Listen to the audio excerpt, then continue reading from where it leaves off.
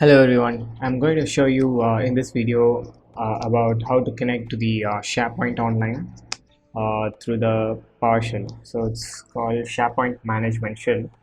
So I'm going to start from the scratch. Okay, so if I were to install a SharePoint Management Shell, I would do this.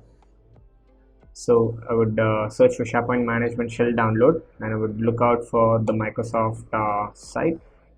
And since mine is an old 64-bit operating system, I'll go ahead and choose x64, leave a check on it, hit next, and then download it. So once I've done it, I would run it and install it,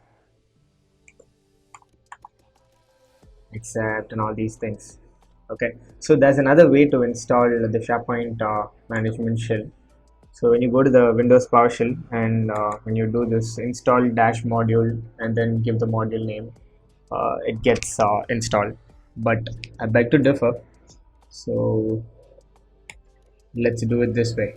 Okay, so after you did that, hit the start button, search for SharePoint Management Shell. Always right click on it and run as administrator,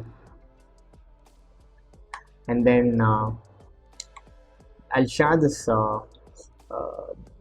piece of code, okay, or PowerShell command. So it's very simple. So it's 3 or 4 lines. It says $adminUPN, and it simply asks for your email address, your administrator email address, and that's $adminUPN, and you give the email address, and then orgName, give any name. I would normally give the username, $orgName, and then $userCredentials would be get credentials. You're getting the credentials, and in that you're punching the username, and for the username the $adminUPN comes up, so it fetches the $adminUPN from this line.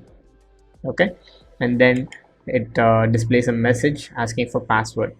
So the next one is Connect-SPOService. So it's connecting you to the SPO service with the URL https://mariantesting-admin.sharepoint.com. So this is formed normally with the the format is https://orgname-admin.sharepoint.com. So it would fetch from here.